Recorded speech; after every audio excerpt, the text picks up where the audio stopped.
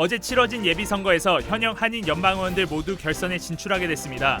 한인 의원들의 연임에도 청신호가 켜졌습니다. 팬데믹 이후 자녀 양육 비용이 폭증했습니다. 팬데믹 기간 치솟은 물가 상승이 원인이라는 지적입니다. 캘리포니아주가 주류 판매 시간을 2시간 더 연장하는 법안을 추진합니다. 법안이 통과될 경우 주류 판매 허용 시간이 새벽 2시에서 4시로 연장됩니다. 췌장암 백신 개발이 진행돼 관심이 집중되고 있습니다. 코로나19 백신 기술을 통해 췌장암 발병을 예방하는 것으로 알려졌습니다. 여러분 안녕하십니까? 6월 8일 첫 소식입니다. 어제 치러진 예비선거 결과 한인 연방 하원 의원들 모두 결선 진출이 확정되며 재선에 한 발짝 다가섰습니다. 주민들의 관심이 높았던 LA 시장 선거에서는 노숙자 문제와 치안 강화를 외친 리카르소 후보가 1위로 올라 결선에서 승자를 가리게 됐습니다. 예비선거 소식 여준호 기자가 정리했습니다. 현직 한인 연방 하원들 모두 연임의 청신호가 켜졌습니다. 어제 치러진 예비선거 결과 캘리포니아주 45지구 미셸 박스틸, 뉴저지주 3지구 앤디 킴 하원 의원이 각각 1위로 올라 결선 진출을 확정했습니다. 앤디 킴 의원은 90%가 넘는 압도적인 지지율로 본선에서 3선에 도전할 예정이며 스틸 의원의 경우 출마 지역구가 바뀌는 상황에서도 무난하게 예선을 마치면서 관록을 과시했습니다. 캘리포니아주 40지구의 영킴 하원 의원 역시 2위로 결선에 진출했습니다. 특히 이번 선거에서는 같은 공화당 소속의 후보가 출마해 표가 분산된 부분이 있었던 만큼 당대당 대결이 펼쳐지는 결선에선 오히려 표심이 더 집중될 것이란 전망입니다. 캘리포니아주 34지구 연방하원에 재도전한 데이비 킴 후보 역시 2위로 본선행을 확정했습니다. LA 한인사회의 관심이 높았던 LA 시장 선거에선 노숙자와 치안 강화를 최우선 과제로 강조한 리카루소 후보가 42%의 지지율로 1위를 확정해 36%를 차지한 2위 캐런 베스 후보와 결선에서 치열한 접전을 벌일 예정입니다. We can make this city the city of our dreams. We can solve homelessness. We can curb crime. We can put City Hall back in the service of people. And we can do it together. We will do it together. And our dreams will come true. 한인 최초로 LA시 검사장에 도전한 리차드 킴 후보는 3위를 기록 중이지만 1위부터 3위까지 오차 범인의 초박빙 승부를 겨루고 있는 상황입니다. 이외에도 오렌지 카운티 슈퍼바이저 선거에선 써니박 후보의 결선 진출이 확실시되고 있습니다. MBC 뉴스 여준호입니다. 팬데믹 이후 자녀 양육 비용이 폭증했다는 연구 결과가 나왔습니다. 금융업체인 랜딩트리는 팬데믹 기간 치솟은 물가 상승으로 인해 자녀 보육기관의 비용이 40% 가까이 증가했다고 밝혔습니다. 랜딩트리 조사에 따르면 5세 미만의 보육원 비용으로 미국인 평균 수입의 17%에서 20%인 1년에 $14,000 이상을 지출하고 있고 하와이와 미네소타, 매사추세츠주는 임금의 30% 가까이를 지출하고 있는 것으로 나타났습니다. 한편 전문가들은 최근 부모들이 급증하는 양육 비용 때문에 상대적으로 비용이 저렴한 비허가 보육기관에 자녀를 맡기거나 또는 일을 그만두고 전업주부를 선택하고 있다는 분석도 나왔습니다. 미국에서 북한 핵실험 가능성에 대한 경고가 연일 계속되고 있습니다. 백악관은 오늘 미국이 북한을 주시하고 있다며 핵실험 시 강력히 대응할 것이라고 밝혔습니다. 워싱턴에서 김수진 특파원입니다.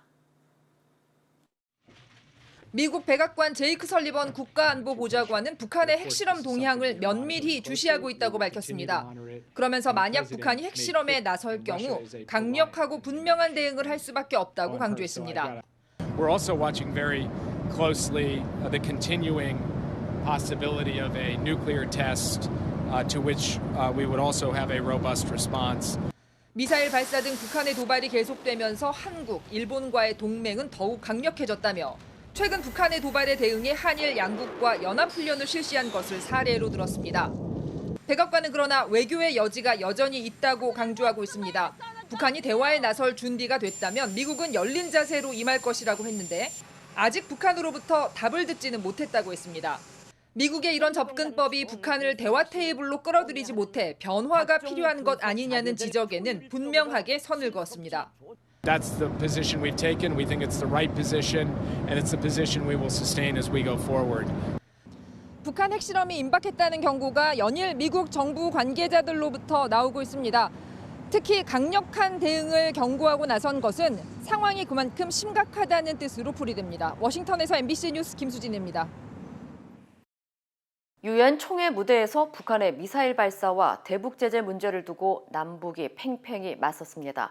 한국은 북한의 연이은 탄도미사일 발사가 심각한 도발이라고 규탄한 반면 북한은 합법적인 자위권 행사라는 주장을 굽히지 않았습니다. 뉴욕에서 이용주 특파원입니다. 지난달 안보리 회의에서 대북 추가 제재안을 부결시킨 중국과 러시아에게 왜 거부권을 행사했는지 듣기 위해 소집된 유엔 총회 회의. 조현 유엔 주재 한국 대사는 북한의 거듭된 탄도미사일 발사를 가장 강력한 용어로 규탄한다고 말했습니다. 그러면서 완전하고 검증 가능하며 불가역적인 비핵화, 이른바 CVID를 받아들이라고 압박했습니다. To the call for dialogue and peace on the Korean Peninsula through complete, verifiable, and irreversible denuclearization. CVID는 2000년대 중반 미국의 부시 공화당 정부가 비핵화 방식으로 꺼내든 용어인데요. 북한이 일방적인 양보를 강요하는 것과 다름없다며 격렬하게 반발해왔다는 점에서 CVID를 직접 거론한 건 규탄 수위를 한층 높이려는 의도로 풀이됩니다. 북한의 심각한 코로나 사태와 관련해 원조의 손길을 잊지 말라면서도 이 같은 위기는 제재가 아닌 북한의 정책 때문이라고 조 대사는 꼬집었습니다. 김성 북한 대사는 미국을 비난하는 데 집중했습니다. 탄도미사일 발사를 무기 현대화라고 규정하고 이는 미국의 위협으로부터 자국의 안보와 근본 이익을 지키기 위한 자위권이라고 김 대사는 주장했습니다. Why ICBM test by United States hostile to us is not regarded threat to the DPRK. 북한 측은 미국과 속국들의 횡포가 근본적인 위험이라는 김정은 위원장의 발언을 인용했을 뿐 한국을 직접 거론하진 않았습니다. 미국은 고위급 친서 등을 통해 대화를 원한다는 메시지와 함께 구체적인 제안을 북한에 전달했다는 점을 거론하고 하지만 북한은 미사일 발사로 응답했다고 비판했습니다. 뉴욕에서 MBC 뉴스 이용주입니다. 캘리포니아주가 주류 판매 시간을 새벽 4시까지로 연장하는 법안을 추진합니다. 스캇 위너 캘리포니아주 상원 의원은 최근 식당과 술집 등 업소들의 주류 판매 허용 시간을 현재 새벽 2시에서 4시로 2시간 더 연장하는 내용의 법안 SB 930을 발의했습니다.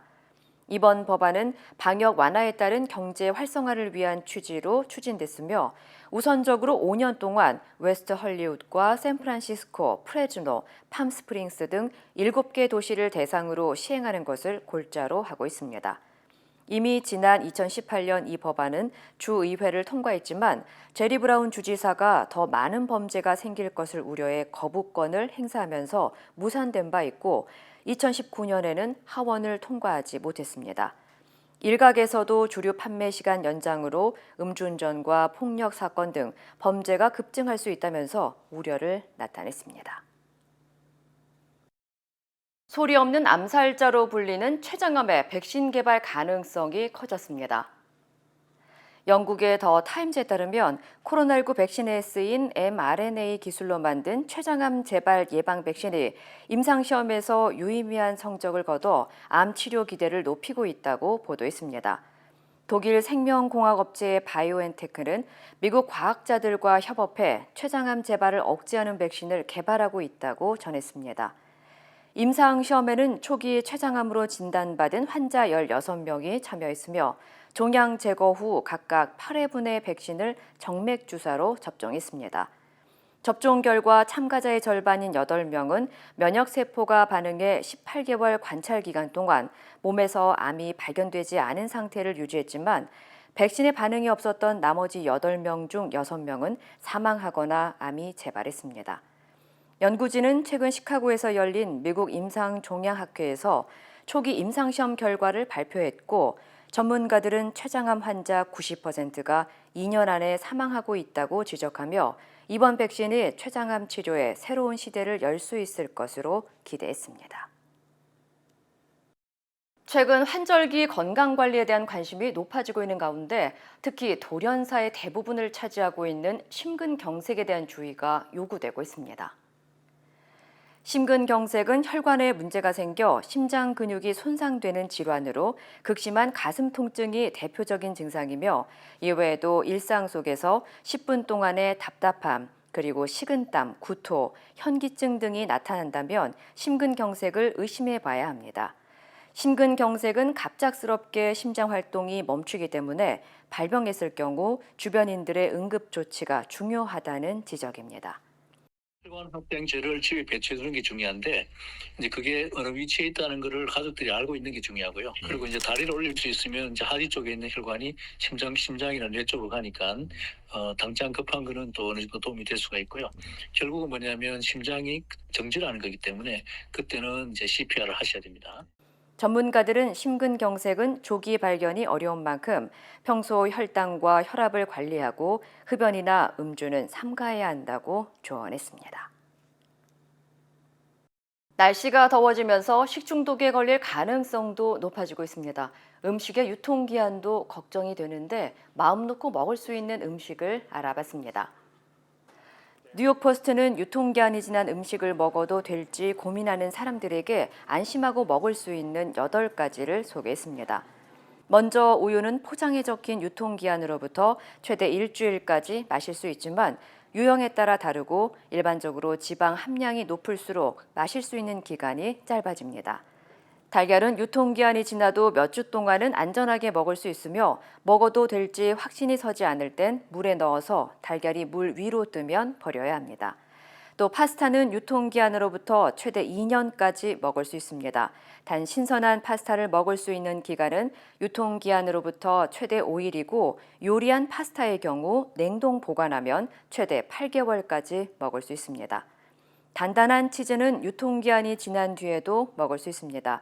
곰팡이가 생기더라도 일반적으로 긁어내면 섭취가 가능하지만 녹색과 주황색 곰팡이는 주의해야 합니다. 그리고 소금과 후추, 밀가루, 베이킹소다, 설탕도 오랫동안 먹어도 괜찮고 냉동실에 있는 다진 고기는 최대 4개월, 생선은 최대 9개월까지 보관할 수 있습니다. 포장된 야채와 과일은 유통기한이 많이 지나지 않았다면 몇 분간 얼음물에 담가두면 먹을 수 있고 냉동 과일, 채소는 일반적으로 유통기한으로부터 최대 10개월까지 섭취할 수 있습니다. 통조림은 유통기한으로부터 최대 2년까지 보관할 수 있으며 스팸과 같은 일부 통조림은 최대 5년까지 섭취할 수 있습니다. 토마토나 파인애플 통조림은 산도가 높기 때문에 유통기한이 상대적으로 짧다고 전했습니다.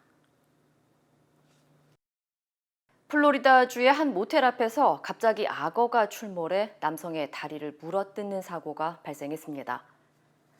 플로리다주 야생동물보호위원회는 노스포트시의 한 모텔 앞에서 남성이 악어의 공격을 받아 다리를 다치는 사고가 발생했다며 현재 정확한 경위를 조사하고 있다고 밝혔습니다.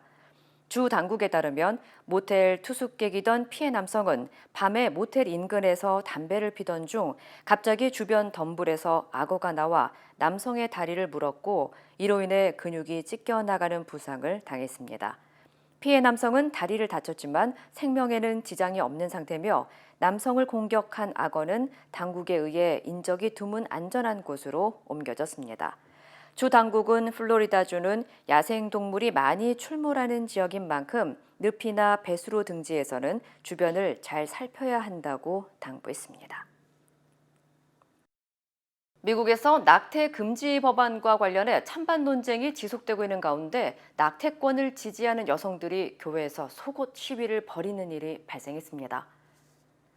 USA 투데이에 따르면 텍사스주 휴스턴의 한 교회에서 조엘 오스틴 목사가 설교하는 주일 예배 도중 갑자기 3명의 여성이 자리에서 일어나 겉옷을 벗고 낙태 금지 법안을 반대하는 구호를 외쳤습니다. 이 여성들은 텍사스주에서 여성들의 낙태권을 지지하는 단체의 회원들이었으며 반나의 상태로 구호를 외치자 교회 보안 요원들에 의해 밖으로 끌려 나갔습니다. 한편 예배가 진행 중이던 교회는 신도가 5만여 명에 달하는 텍사스주의 유명한 대형 교회로 시위 당시 인터넷 생방송으로 예배가 진행 중이었던 것으로 알려졌습니다. LA 한인회와 이웃케어 클리닉이 올해 비영리 단체에 선정됐습니다. LA 한인회와 이웃케어 클리닉은 오늘 캘리포니아주 상하원실과 비영리단체 협회가 수여하는 2022 올해의 비영리 단체상에 각각 60년과 35년 만에 수상했다고 전했습니다. 이에 대해 주 당국은 두 단체가 팬데믹 기간 지역사회와 저소득층 주민들을 위해 구호기금 등 지원 서비스를 지속해서 제공해 커뮤니티의 모범을 보여줬다고 평가했습니다. 한편 캘리포니아주는 매년 지역사회 발전을 위해 일하는 비영리 단체 100여 곳을 선정해 올해의 비영리 단체상을 수여하고 있습니다. 원숭이 두창 확진 사례가 전 세계에 1000건이 넘는다고 세계보건기구 WHO가 밝혔습니다. 공기를 통해 전염될 수 있다는 주장에 대해서는 여전히 확신할 수 없다는 입장을 내놨습니다. 이면주 기자입니다. 원숭이 두창이 비풍토병 지역에서 빠르게 확산하면서 확진 사례가 1000건을 넘어섰습니다. More than 1,000 confirmed cases of monkeypox have now been reported to WHO from 29 countries that are not endemic for the disease. So far, no deaths have been reported in these countries. 지난달 영국에서 첫 감염 사례가 나온 지 한 달 만에 유럽과 미주, 호주 등에서 잇따라 확진자가 발생하면서 전 세계 보건당국을 긴장시키고 있습니다. 세계보건기구는 일부 국가에서 지역 전파가 진행 중인 징후가 있다며 감염자의 자가 격리를 권고했습니다. 원숭이 두창이 코로나19처럼 공기를 통해 전염될 수 있다는 주장에 관해서는 확인된 게 없다며 긴밀한 신체 접촉을 통해 전파되고 있다고 밝혔습니다. So the primary drivers of onward spread of this virus at the moment in the non-endemic setting are face-to-face, skin-to-skin, interpersonal contact, physical contact. 중서부 아프리카에서 풍토병으로 정착한 원숭이 두창은 올해 아프리카 지역에서만 1,400여 건의 감염 의심 사례가 보고됐고 사망자도 66명에 달했습니다. WHO는 원숭이 두창이 고소득 국가에서 발병한 뒤에야 국제사회가 관심을 갖기 시작했다며 유감을 표명했습니다. 이어 원숭이 두창 감염 환자를 치료하는 보건 의료 종사자들은 반드시 마스크를 착용할 것을 권고했습니다. MBC 뉴스 이면주입니다. 국민의힘 이준석 대표와 친윤석열계 정진석 의원 간의 설전이 진흙탕 싸움의 양상으로 치닫고 있습니다. 여당 내 차기 권력을 놓고 벌어지는 내홍이 심상치 않아 보입니다. 김민찬 기자입니다. 국민의힘 이준석 대표가 우크라이나 방문을 마친 뒤 SNS에 올린 사진입니다. 육모 방망이와 비슷한 철퇴를 선물로 받았다며 자유의 영원한 존립을 위해 잘 간직하겠다고 적었는데 정진석 의원의 과거 거친 발언을 끄집어내 꼬집은 겁니다. 보수의 존립에 근본적으로 도움이 안 되는 사람들은 육모 방망이를 들고 뒤통수를. 이 대표는 이후 SNS에 잇따라 글을 올리며 정 의원을 공격했습니다. 충남 출신의 정 의원을 겨냥해 충남 지역 공천에서 자격 시험에 탈락한 사람을 비례대표로 넣어달라는 얘기가 있었다고 공개했고 정 의원의 당 혁신위 비판에 대해선 혁신위에 무엇이 두려운지 모르겠다며 적당히 하라, 혁신이 흠집내자고 사람을 흠집내냐고 맞섰습니다. 오선 중진의 정 의원도 물러서지 않았습니다. 이 대표의 우크라이나 행에 거듭 문제를 제기했고 이 대표의 언행에 당혹감을 감출 수 없다면서 공개적 위협으로 언론을 막는 건 삼김 시대에도 보기 어려웠다. 정치 선배의 우려를 개소리로 치부하는 만용은 어디에서 나오는 거냐고 몰아붙였습니다. 여기에 이 대표는 내로남불의 적반하장이라고 응수했고 폴란드 현지에서 방송 인터뷰를 통해 공방을 이어갔습니다. 감정 싸움에 폭로전으로까지 번진 이 대표와 정 의원의 설전을 놓고 대선 때부터 쌓여온 이 대표와 윤핵관 사이의 갈등이 다시 불거지는 것 아니냐는 우려도 나오고 있습니다. MBC 뉴스 김민찬입니다.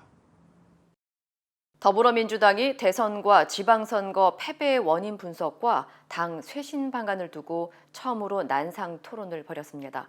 계파 갈등 문제를 비롯해 당내에 풀어야 할 숙제가 산적한 가운데 비대위 출범도 속도를 내고 있습니다. 박윤수 기자입니다.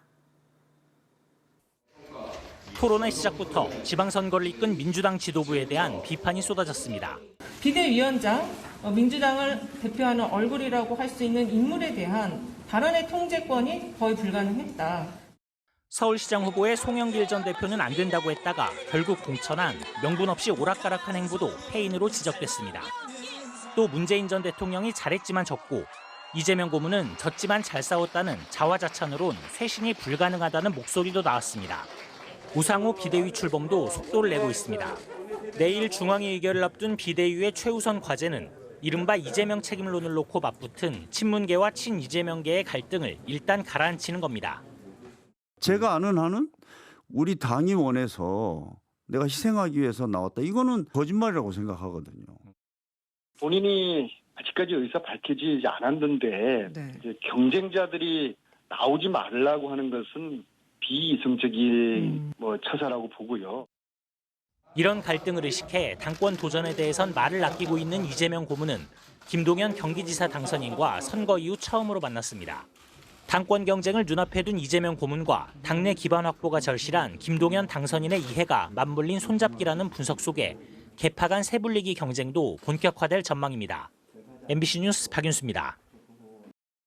횡령과 뇌물 등의 혐의로 수감 중인 이명박 전 대통령이 최근 건강이 안 좋다며 형 집행 정지를 신청했습니다. 정치권, 특히 여당에서는 벌써부터 윤석열 정부 첫 특별 사면을 거론하면서 여론 움직임을 살피는 분위기입니다. 김지인 기자입니다. 지난 2020년 횡령과 뇌물수수 등 혐의로 징역 17년형이 확정된 이명박 전 대통령. 서울 동부구치소에 수감됐다가 코로나19 집단 감염 사태 이후 안양교도소로 옮겨 생활해왔습니다. 이 전 대통령이 지난주 변호인을 통해 관할인 수원지검 안양지청에 건강 악화를 이유로 형 집행정지를 신청했습니다. 형사소송법상 현저히 건강을 해칠 우려가 있거나 70살 이상이면 형 집행을 멈출 수 있습니다. 이 전 대통령은 81살의 고령으로 당뇨 등 지병을 앓아왔고 교도소에 수감된 뒤에도 병원 입원과 퇴원을 반복해왔습니다. 재작년 12월 동부구치소 수감 당시 코로나19 감염이 우려된다며 형 집행정지를 신청했지만 받아들여지진 않았습니다. 정치권에선 이 전 대통령이 이번에 풀려난 뒤 광복절 무렵 이뤄질 윤석열 정부 첫 특별사면 대상이 될 거란 전망이 나왔습니다. 야당은 당선에 도움을 준 MB 측근들을 위해 사면을 추진하고 있다고 반발했습니다. 윤 대통령은 대선 당시 이명박, 박근혜 두 전직 대통령의 사면을 주장해왔지만 문재인 정부는 박 전 대통령만 사면했습니다. 수원지검은 절차에 따라 심의위원회를 꾸려 이 전 대통령의 형 집행을 정지할지 여부를 결정할 예정입니다. MBC 뉴스 김지인입니다. 현역 최고령 진행자 송혜 씨가 95세를 일기로 별세했습니다. 오디션 프로그램의 원조격인 전국 노래자랑을 34년간 진행하면서 전 국민을 웃기고 울렸던 국민 MC에게 애도가 이어지고 있습니다. 조국현 기자입니다.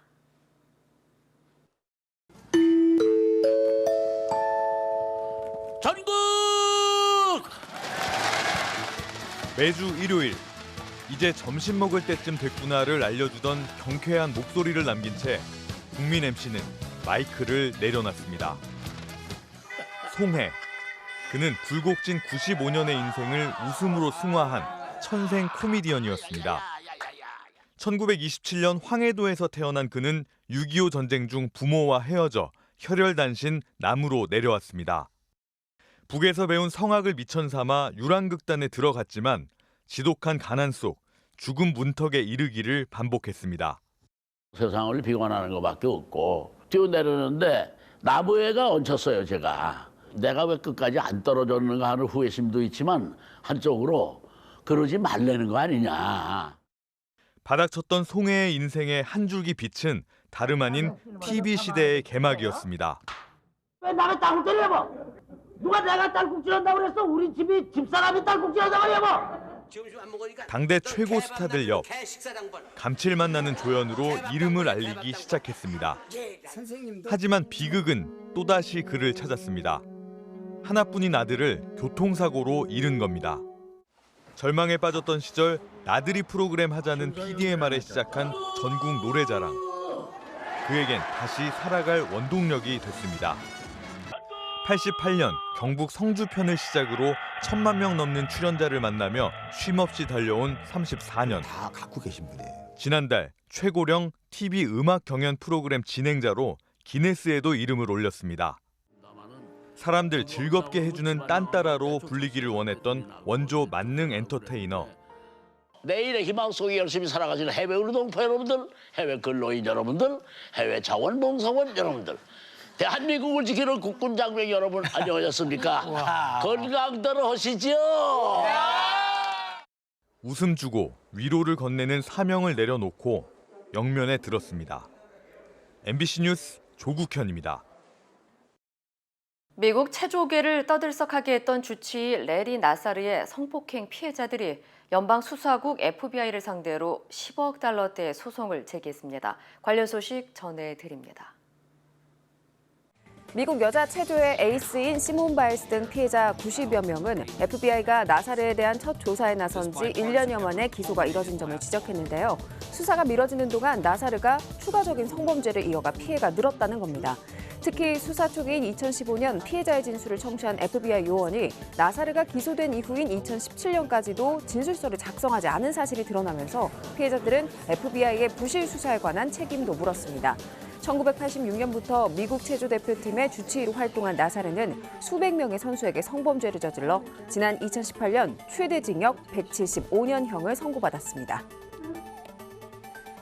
독일 베를린에서 쇼핑을 즐기던 인파 속으로 자동차 한 대가 돌진해 1명이 사망하고 8명이 다쳤습니다. 사고는 독일 서부 대표 쇼핑가인 쿠어퓨어스텐담 인근에서 발생했는데요. 경찰에 따르면 사고 차량은 인도를 넘어 인파 속으로 한 차례 돌진했다가 다시 도로에서 200m를 더 달린 뒤 인근 화장품 판매점의 쇼윈도를 부수고 또 한 번 돌진했습니다. 이 사고로 51살 교사 1명이 사망하고 5명이 위독한 상태며 3명이 중상을 입었습니다. 경찰은 차량을 운전한 29살의 아르메니아계 독일인 남성을 체포해서 고의성 여부를 조사하고 있습니다. 목에 줄이 걸린 채 나무에 올라가 코코넛을 따는 원숭이들. 동물 보호단체인 페타는 재작년 태국 코코넛 농장의 원숭이 노동 착취 현실을 알렸는데요. 당시 원숭이들이 3에서 5개월 동안 코코넛을 따는 훈련을 받은 뒤 농장으로 투입돼서 잔혹한 학대 속에 살아가고 있다는 사실이 밝혀졌습니다. 이후 전 세계에서 코코넛 채취에 원숭이를 이용한 태국 코코넛 제품의 불매 운동이 이어졌는데요. 세계 최대 유통업체인 미국 월마트도 최근 동물 학대 의혹을 받고 있는 태국 코코넛 제품 제조업체인 차오코 제품의 유통을 중단하겠다고 밝혔습니다. 이 시각 세계였습니다. 인터넷과 SNS에서 화제가 된 소식들 알아보는 투데이 와글와글입니다. 얼마 전 온라인 커뮤니티에 개구리 소년 사건과 관련해 흉기와 범인을 추론한 글이 올라와 눈길을 끌었는데요. 누리꾼 사이에서 폭발적인 반향을 일으킨 이 글, 어떤 내용일까요? 나는 개구리 소년 사건의 흉기를 알고 있다. 지난 1일 한 온라인 커뮤니티에 올라온 게시글입니다. 이 글의 작성자는 장기 미제 사건 중 하나인 이른바 개구리 소년 사건의 흉기가 길이나 높이 등을 측정하는 도구인 버니어 캘리퍼스라고 주장했는데요. 피해자의 두개골에서 발견된 상처가 버니어 캘리퍼스로 물체를 찍었을 때 생기는 자국과 유사하다는 겁니다. 또 당시 버니어 캘리퍼스를 들고 산에 올라갈 만한 이들로 공업계 고등학교를 다니는 불량 학생들이라는 주장도 했는데요. 사건 당일 산에서 본드를 흡입하고 환각 상태로 범행을 저질렀을 것이라는 가설도 세웠습니다. 해당 글은 삽시간에 유명 온라인 커뮤니티와 SNS에 퍼졌고 누리꾼들은 사건을 재수사할 필요성이 있다고 입을 모았는데요. 이수정 경기대 범죄심리학과 교수도 그제 한 방송에 출연해 이러한 추리에 대해 상당히 설득력이 있다면서 사건을 재조사할 필요가 있다고 말했습니다. 군인들이 지켜보는 엄숙한 분위기 속에 폐허를 무대로 춤을 추는 학생들. 특별한 광경이 펼쳐진 이곳은 우크라이나 제2의 도시 하르키우에 있는 한 공립학교입니다. 올해 중등학교 졸업생들의 무도회인 마지막 종 행사가 열린 건데요. 매년 5월 말에서 6월 초 열리는 이 행사는 졸업생들은 삐를 두르고 학교 최연소 소녀가 최장신 소년의 어깨에 올라타 종을 울리는 게 전통입니다. 하지만 올해는 전쟁통에 학생들이 뿔뿔이 흩어지면서 졸업생도 전체의 3분의 1밖에 모이지 못했는데요.